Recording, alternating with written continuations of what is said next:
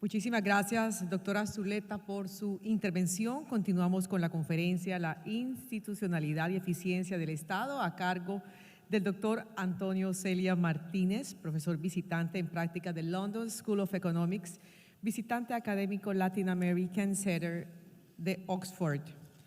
El doctor Celia fue presidente del Consejo Nacional de Competitividad de Promigas y de la Junta Directiva de Empresarios por la Educación. Durante su carrera profesional ha desempeñado un papel clave a la hora de impulsar el apoyo del sector privado. Bienvenido, adelante.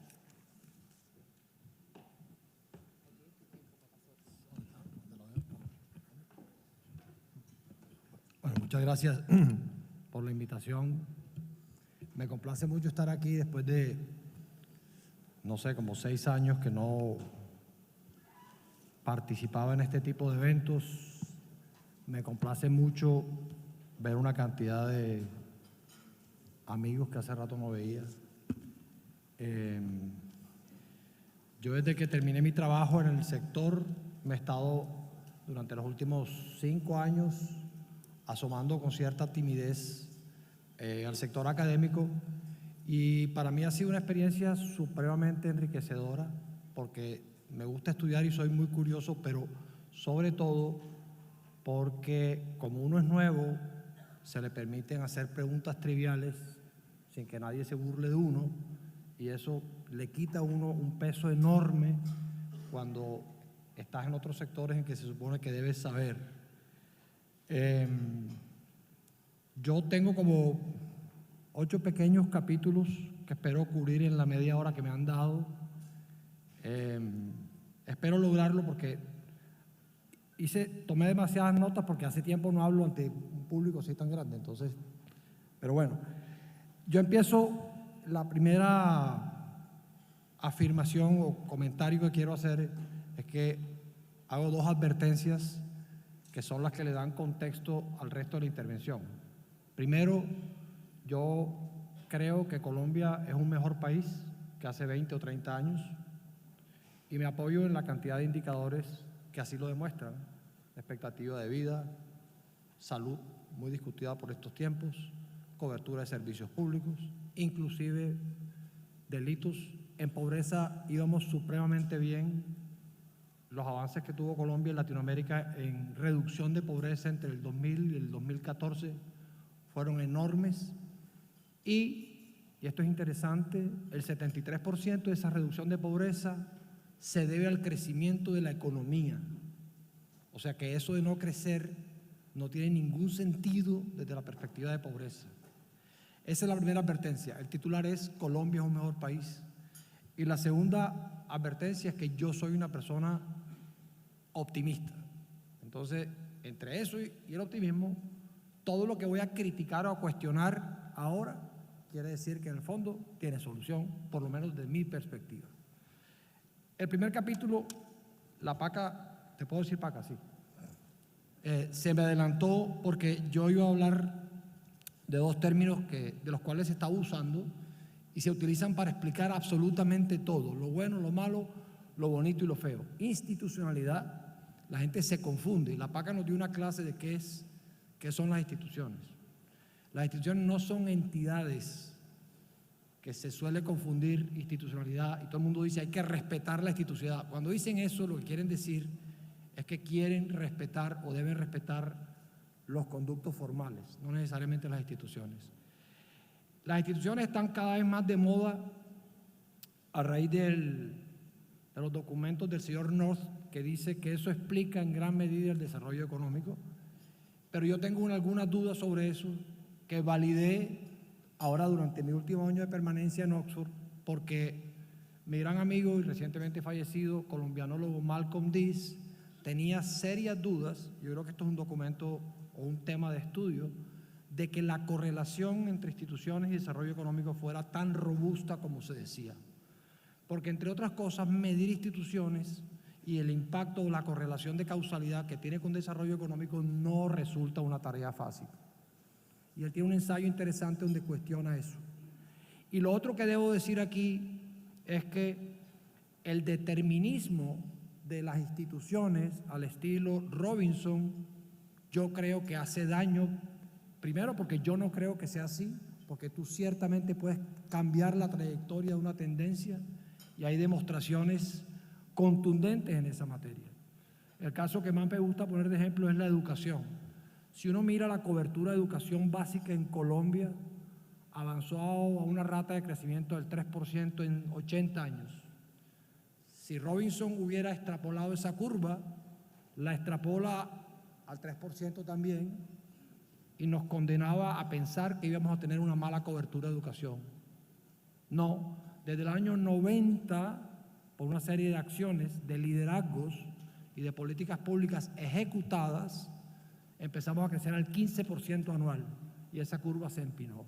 Entonces, yo veo que todas estas tesis de Acemoglu y Robinson que están tan de moda son condenatorias a partir de un pasado del siglo XVI hacia el futuro de una nación. Yo creo que tenemos que cuestionarla. Entonces, y el otro término de que se abusa, en mi opinión, profusa y profundamente, es política pública. La respuesta de todos los funcionarios cuando algo no funciona o cuando sí funciona es: tenemos que volverlo política pública. ¿Eso qué quiere decir? No es cierto eso. Y ya veremos cómo ese yo creo que no es el problema que hace que nuestro Estado sea muy poco efectivo. El problema es que no tenemos la capacidad de ejecutar la política pública y no nos hemos preocupado de que la política pública se ejecute eficazmente. ¿Qué es volver política pública? Nosotros que venimos de la región, yo soy de aquí de Barranquilla, como se habrán dado cuenta por el acento, siempre celebramos que el Estado central elabore un COMPES que tenga que ver con alguna expectativa de la región. El COMPES es la quinta esencia de la política pública, aunque no pase nada si no la ejecutas. El COMPES sirve para todo lo que tú quieras y para nada de lo que tú quieras. Y se hacen 45 COMPES al año. Parte de mi trabajo ahora fue ponerme a leer COMPES. Les aseguro que pocas cosas más aburridas que eso. O sea, eso es 140 páginas, pero es interesante la evolución. Los COMPES de hace 30 años tenían 40 páginas, los de ahora tienen 200. Los de hace 30 años tenías que hacer coordinación con 2 entidades, ahora son 45. No va para ningún lado. Ese es el segundo punto. El tercer punto es el Estado, el bendito Estado. ¿Qué hace el Estado? ¿Qué hacemos con el Estado? ¿Por qué le echamos la culpa de todo al Estado? Pues resulta que el Estado es demasiado importante y el Estado se ha vuelto cada vez más importante a lo largo de la historia, no solo en los países en vías de desarrollo, sino en los países desarrollados.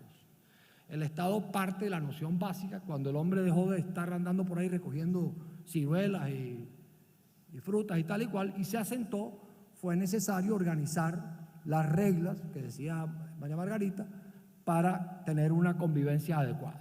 Entonces nace el Estado, que en su noción básica tiene, pues esto hay que obviamente aumentarlo, pero 3 funciones: recaudar tributos, controlar territorio e impartir justicia.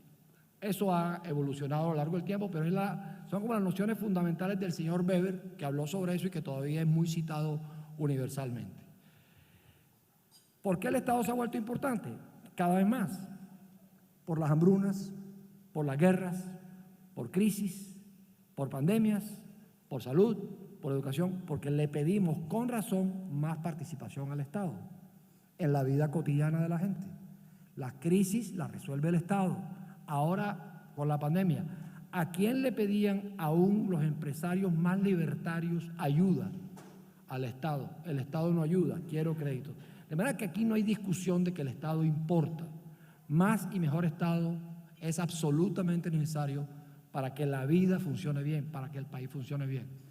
Si uno lo mira desde la perspectiva de cuánto se gasta el Estado central como porcentaje del PIB, y todas esas cifras yo tenía que mirarlas, desde el año 30 hay cifras, cada vez es más, cada vez más, cada vez más. El Estado en Europa, antes de la guerra, era un Estado pequeño, porque no necesitaban mucho más. Ahora lo que se gasta en Estado central como porcentaje del PIB es mucho mayor. Colombia todavía le invierte poco al Estado central, pero en gran medida porque recauda muy poco y hay un problema de huevo y gallina que hay que resolver. Si yo resumiera de una forma dramática y simple, yo podría decir que la plata que tenemos no nos alcanza en realidad para ser un Estado social de derecho, lo cual tiene unas implicaciones de filosofía política y de enfoque social. Entonces, la otra que en esto es, no hay ninguna dicotomía entre mercado y Estado. Eso no compiten, son dos cosas distintas. Se retroalimentan, se complementan. Entonces no hay tal dicotomía que mercado y Estado, no. Entre otras cosas, si algo tiene este sector es que quienes estamos en él nos vemos obligados a entender el Estado en su noción más básica, porque tenemos regulación. Entonces yo quiero entender por qué me regulas. Entonces eso quería decir en cuanto al Estado, y lo que nosotros todos los ciudadanos queremos del Estado es que sea un Estado efectivo. ¿Qué es Estado efectivo? La noción o la definición que a mí más me gusta porque me parece precisa y contundente es: Estado efectivo es aquel que ejecuta eficaz y eficientemente la política pública y genera aprendizajes en ese proceso.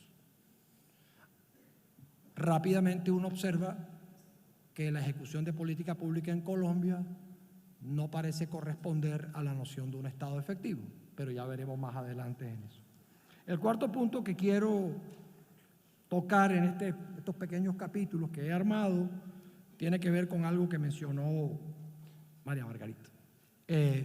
Se habla permanentemente de la crisis del capitalismo y se habla permanentemente de la crisis de la democracia. Yo, sin ser experto, me atrevo a decir que yo no creo que sea ni lo uno ni lo otro. El capitalismo ha triunfado. Hay un libro muy bueno de un señor que se llama Branko Milanovic que dice: el capitalismo se quedó solo. Cuando la Unión Soviética era una opción y la Guerra Fría nos arropaba a todos, había como una comparación de qué funciona mejor y había ciertos acicates de la democracia occidental para tratar de competir con la Unión Soviética, que se suponía que funcionaba bien. Con el fracaso del sistema, el capitalismo se quedó solo. Todos los países son capitalistas, excepto, no sé, Albania, no sé si funciona así, Corea del Norte, todos son capitalistas. Y lo más divertido es que estamos presenciando por primera vez una combinación inédita: capitalismo sin democracia. Nosotros no estábamos acostumbrados a ver esa vaina. Y China se inventó eso, ¿verdad? Y entonces funciona, ejecuta, resuelve, pero con un inmenso sacrificio de libertades al cual nosotros, por lo menos yo, no estamos acostumbrados, ¿verdad? Pero también surgen entonces las democracias iliberales, que llegan a eso, en mi opinión, porque tienen el mismo problema, y el problema de raíz es que no le están resolviendo los problemas a la gente, que no son fáciles, difíciles de identificar. Si uno toma las encuestas de Colombia en los últimos 60 años y ranqueas los 5 principales problemas que la gente identifica, no lo que yo creo, lo que la gente identifica son los mismos: empleo, seguridad, salud, educación y corrupción. Y ahí están. ¿Hemos avanzado? Sí. ¿Podemos más? Y aquí viene el punto: sin duda. No podemos conformarnos, no podemos resignarnos a que las cosas no funcionen mejor. Y en mi opinión, todo esto tiene que ver con tener el propósito nacional de que el Estado, que es difícil porque tiene muchísimas manifestaciones, desde imponer orden hasta poner semáforos, hasta dar educación, funcione en ciertas partes. En lo del capitalismo, ciertamente se ha quedado solo, por lo tanto hay que regularlo inteligentemente, y yo creo que la discusión realmente entre los sistemas se ha acortado, porque yo creo que aún los más exacerbados capitalistas saben que un sistema de laissez-fairismo, de capitalismo salvaje, no produce buenos resultados, y por otro lado la economía marxista fue un rotundo fracaso, y al capitalismo se le ha intentado oponer una cantidad de sistemas que han sido unos patéticos fracasos.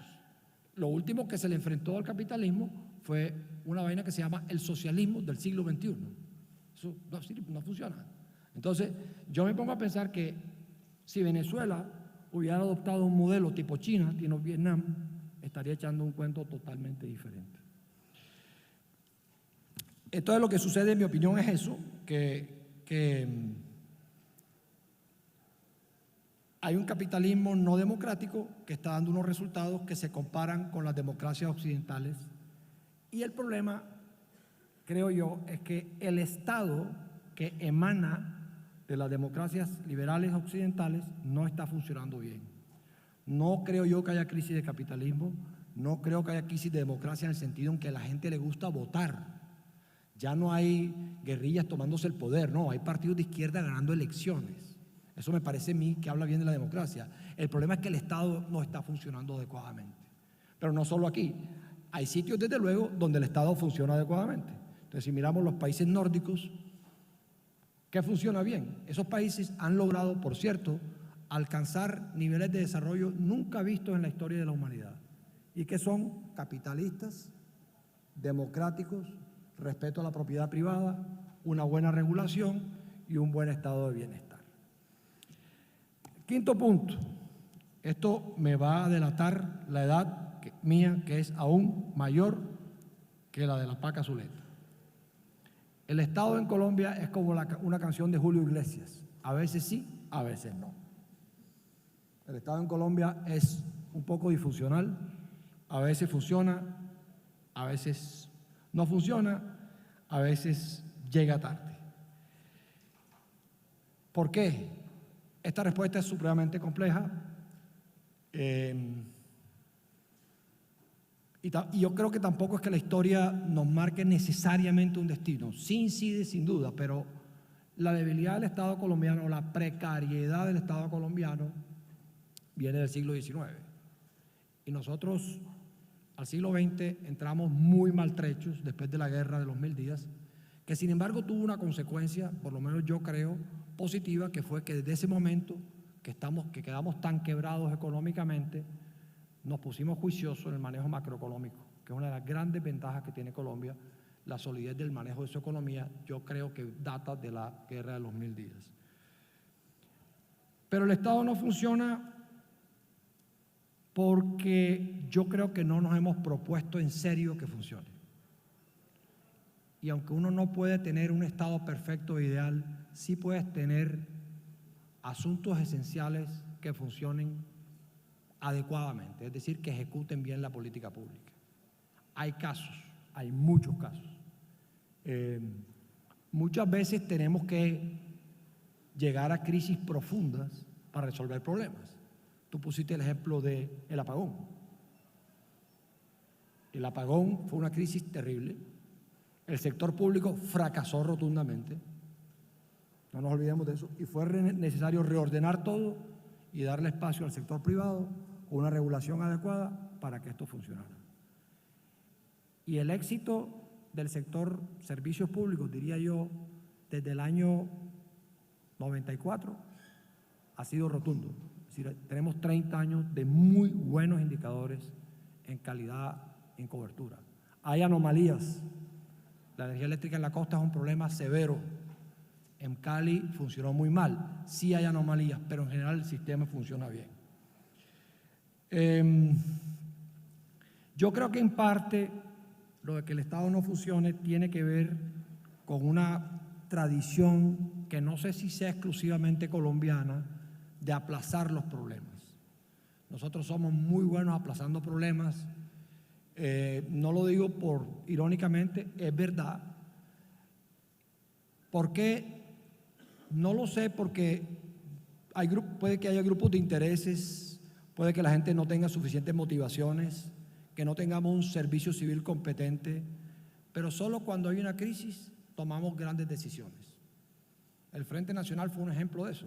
Se mataban entre liberales y conservadores y fue necesario hacer algo para evitarlo. El apagón fue otro. Pero fíjense este par de datos que les quiero dar para demostrar o denotar que solemos aplazar los problemas. En 1974, el ELN tenía 280 hombres en armas, 280. Miren en lo que estamos hoy. Es un problema. No lo hemos resuelto. Con todos los bemoles y todo lo que tú quieras, pero no lo hemos resuelto. El gasto militar de Colombia, como porcentaje del PIB, fue 1.2% hasta el año 92, bastante inferior al promedio de América Latina, cuando nosotros teníamos ya un conflicto político muy complicado. Cuando empezamos a ver que el problema se iba creciendo, en el 92 y de ahí en adelante, empezamos a meterle plata al ejército, que es parte importante de la noción de Estado, sin que a uno lo puedan calificar de guerrerista, porque es que se trata de que controles tu territorio. Y eso llegó de 1.2% al 4.8% por allá en el 2000. Es decir, eso puede ser cuantitativamente una demostración de que no les paraste bola a los problemas cuando debías prestarle atención. Y como eso hay muchos, demoramos, aplazamos. El metro de Bogotá, el hacinamiento de las cárceles, el mercado de capitales, desde que estoy, no chiquito, pero sí mediano, he oído que la reforma del mercado de capitales y no pasa nada. No tenemos la noción de eficiencia y desde luego que yo soy consciente que para mí es fácil hablar de esto porque vengo del sector privado, donde la noción de eficiencia es todo y puede ser hasta cruel, pero es que el contraste es demasiado grande en el desinterés del Estado de resolver los problemas. Ahora, aquí hay que, para tratar de ver cómo funciona el Estado, hay que ver lo que funciona mal, pero también lo que funciona bien. ¿Sí? ¿Qué casos han funcionado bien? ¿Qué tomamos de ejemplo de esos casos? ¿Sí?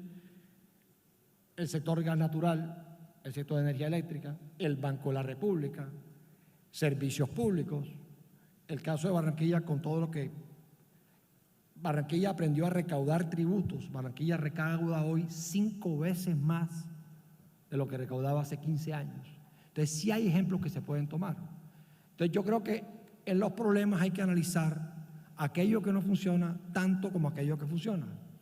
El caso de los homicidios también me parece interesante porque la tasa de homicidio en Colombia debe estar alrededor de 25, que es una barbaridad, es una cosa insufrible. Hemos venido de 70, de 80 y tal y cual. Pero cuando uno desagrega, le toman la foto más pequeña, vas a encontrar que en Tibú hay 140 por cada 100.000, pero en Tunja hay 6. Entonces uno tiene que saber, como tomador de decisiones o resolvedor de problemas, por qué en Tunja no matan gente y por qué en Tibú sí matan gente. Sexto capítulo, fetiche de leyes. Tenemos una tradición también reconocida, yo creo que no es solo colombiana, sino latinoamericana, de que todo lo resolvemos a punta de leyes, pero no nos ocupamos de saber si la ley se puede cumplir o no se puede cumplir. Y cuando evaluamos, la mayoría de las leyes no han dado los resultados que se quieren. Desde luego que esto es algo inherente, yo creo que a la condición humana de los políticos. Hay un politólogo francés que se llama Rosan Balion que dice, no luches contra eso porque la vanidad de un político de tener su propia ley es algo que no vas a superar. Entonces, todo es leyes, estamos llenos de leyes, muchas de las cuales se escriben en desconfianza, lo cual hace que crees o establezcas un Estado mucho más complejo. Un ejemplo que me gusta poner, Colombia tiene uno de los estatutos anticorrupción más severos de América Latina. Y cuando uno mira antes de la ley y después de la ley, la percepción de corrupción no se ha modificado. Porque nosotros no tenemos la capacidad de hacer que la ley se cumpla. Eso es decir, que el Estado funcione adecuadamente.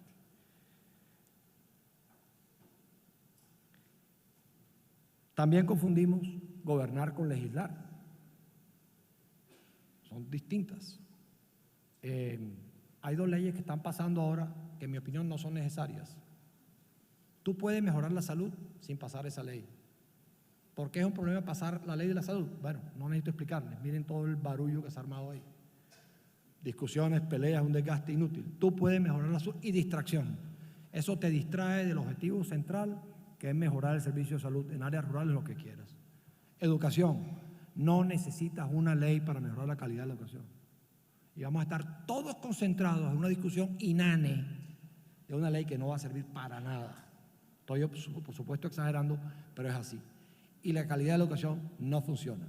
Y a donde tenemos que darle, que es a que los niños aprendan a leer, porque el 60% de los niñitos en Colombia que tienen 10 años no entienden un texto simple. Para eso no necesitas nada, ni ley, ni absolutamente nada. Y si los niños no leen, no van a aprender. Pero no, preferimos dar tablets y demás. Entonces aquí hay un tema que solo una acción colectiva y una sociedad civil empoderada puede modificar. Séptimo, anatomía del Estado. ¿Cómo se construye un Estado efectivo? Esta es la pregunta del millón, que está en permanente elaboración. Lo primero que uno observa cuando lee un COMPES es la cantidad de verbos que hay ahí. Coordinar, articular, promover, difundir, reunir, establecer. Eso como propósito, como fin, no sirve de nada. Eso es un medio. Está el famoso cuento del reporte de cuentas de una alcaldía que había que mejorar la educación en 10 puntos, para lo cual había que hacer 25 reuniones. Cuando rinde cuentas, el señor se para muy orondo, dice, cumplimos con creces, hicimos 60 reuniones, superamos la meta en 190%. Le pregunta a alguien, ¿y la educación mejoró? No. Pero como esta variable pesa 70%, yo puse check. ¿De qué me sirve? La reunión es un medio. Y lo que observo en todas las políticas públicas, no en todas, en muchas, no quiero exagerar, es una confusión, yo no sé si deliberada, entre medios y fines, entre intenciones y propósitos, que hacen nugatorio cualquier esfuerzo que uno pueda hacer frente al tema. No hay números, no hay metas precisas. Cuando ustedes vean un documento de cualquier gobernante que dice que está lleno de verbos, sospecha. Yo le creo al gobernante que me diga, voy a mejorar la calidad de la educación en las pruebas, saber 30 puntos en 4 años. Y eso es lo que una sociedad civil empoderada y una veeduría tiene que pedir si queremos resultados a través de un Estado más efectivo. Y esto se logra con gente comprometida, bien remunerada, un servicio público profesional. Yo me pregunto a veces si la ESAP hace la tarea, entre otras cosas porque las diferencias entre los países que funcionan son que tienen un servicio civil muy robusto. Entonces no importa si arriba pones un político, porque entre otras cosas tú estás eligiendo a un político que a través de la retórica y del discurso te está convenciendo, pero él no es un administrador público. Entonces aquí hay como cómo domesticas ese leviatán. Yo elijo un tipo que habla, y en Colombia y en América Latina somos muy dados a apreciar la oratoria, aunque sea hueca y vacía, pero no la ejecución. Entonces, si nosotros no tenemos un servicio calificado, comprometido, con metas precisas, motivado y que perdure, va a ser muy difícil que construyamos pedazos de Estado, porque no se puede todo, que funcione. El octavo punto tiene que ver un poco con esto también, es la noción de eficiencia. El liderazgo y la voluntad política me parece que son determinantes. Estamos hablando de que en Colombia hay 36 partidos políticos, una gobernabilidad sí va a ser difícil. Inevitablemente tienen que surgir liderazgos individuales que modifiquen, transformen la política. A la mayoría de la gente no le gusta eso porque nosotros enseguida asociamos eso con el caudillismo, lo cual es cierto, pero a veces lo necesitas, porque yo no veo cómo tú vas a pasar de 36 partidos a 10, lo único es subir el umbral, ¿no? Y en esto yo creo que también hay que ser bastante precisos en lo que uno le pide al gobernante. La palabra más utilizada en las ofertas políticas es cambio. ¿Cambio de qué? Sacan la segunda derivada. ¿De qué, por qué, cuándo y cómo? La gente no se toma el trabajo de hacer esa pregunta, y eso me recuerda a Felipe González, que fue un gran líder que transformó la España contemporánea después de la transición de la dictadura, y él no sabía que sus asesores habían puesto como lema del PSOE en 1977 el cambio, y se lo cogieron a bocajarro en una entrevista y le dicen, doctor, el señor Felipe González, ustedes promueven el cambio. ¿Cambio de qué? Le dijo el tipo medio grosero, insolente. El tipo se quedó pensando, con esa chispa Felipe González dijo, el cambio para que el país funcione mejor. Eso sí es una explicación distinta, que es lo que podría aplicarse aquí en vez de estar repitiendo el cambio, y tenemos, entre otras cosas, diagnósticos equivocados de lo que queremos cambiar, o por lo menos las formas equivocadas. Termino con sector de energía. Bueno, yo estuve mucho tiempo aquí y observo varias preocupaciones. Lo primero es preguntarse lo básico, que es lo siguiente. ¿Es el Estado el que tiene el deber de dar servicios públicos? ¿Por qué el Estado le da espacio como le ha dado a los privados? ¿Por qué? ¿Verdad? Hay algunos que no quieren eso, que sospechan del privado, que no creen que el ánimo de lucro sea lo que mueve el interés de la gente, decentemente. Pero la razón por la cual entra el sector privado es porque hay un fracaso estrepitoso a partir del apagón. Eso nos costó 1,5 del PIB durante 3 años. Entonces, si yo entro a un privado a que preste un servicio público, tengo que regularlo. Pero regular quiere decir tratar de emular la formación de precios de un mercado competido. Yo en realidad como Comisión de Regulación no tengo mucho que ver si el usuario puede o no pagar la tarifa, porque ahí me meto en un lío. Eso es parte de la política social y es una confusión permanente. No, si yo entro al privado, al sector, el privado tiene que ganarse el 12% o el 9%, que entre otras cosas esa tasa es facilísima de identificar. Con todos los modelos de capital asset que hay, es muy fácil decir, tú vas a entrar aquí y te vas a ganar el 9%. Yo voy a poner unos precios que identifiquen eso. Ahora bien, si yo observo que por diferentes circunstancias la gente no puede pagar la tarifa a la cual tú debes cobrar, tengo que ver qué hago en política social. Y por eso se inventó lo que en mi opinión es un gran invento, ojalá no fuera permanente, que es el subsidio cruzado. Y eso ha funcionado. Entonces, cuando la CRE se abroga la potestad de estar bajando las tarifas a los machetazos, hay un problema serio. Si además se desconfía del sector privado, hombre, ahí el futuro no luce bien y hay que tener muchísimo cuidado. Es cierto, y yo viví en eso 40 años, allá veo a Pablo, compañero de luchas,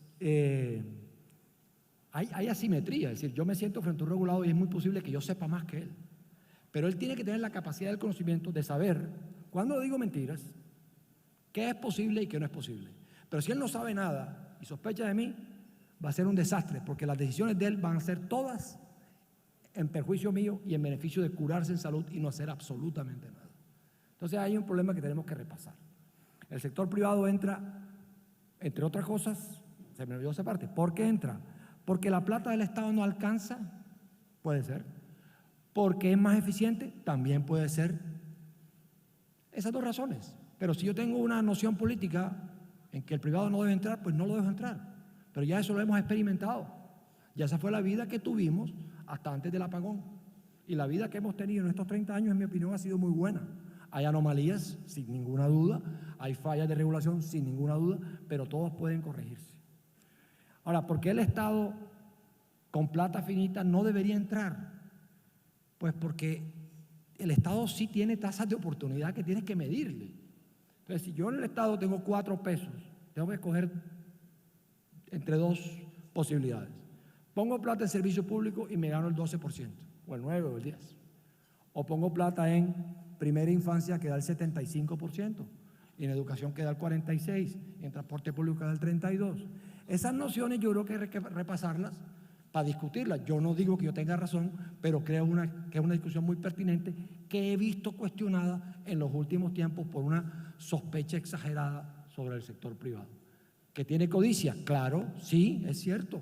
¿Que no es perfecto? Claro que no. ¿Que hay depredadores? Sin ninguna duda. Pero hay que tener la disposición de entender las razones de cada uno.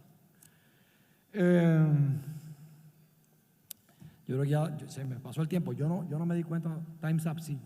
Yo no había visto eso, pero bueno. Termino con lo último, y es que veo con preocupación la formación de precios de energía eléctrica. Yo no sé qué vamos a hacer, eso luce muy alto todo. Las decisiones de precios boca a pozo, formación de precios, restricciones y subsidios por estratos, hay que tomarlas, pero son difíciles. Y yo simplemente, que me pasé de tiempo y les pido excusas, termino diciéndoles que hacer que el Estado funcione eficazmente también depende de nosotros, en el sentido en que yo quisiera ver más acciones colectivas, que la gente pida de buena manera sus derechos, una sociedad civil empoderada a través de observatorios. Yo pongo un par de ejemplos que me parece que funcionan muy bien. La MOE es algo nuevo a lo que la gente le está prestando atención y los cómo vamos. Entonces, una sociedad civil empoderada puede pedir que el Estado sea más efectivo y que ejecute adecuadamente la política pública en beneficio de todos. Muchas gracias por escucharme. Muy amables.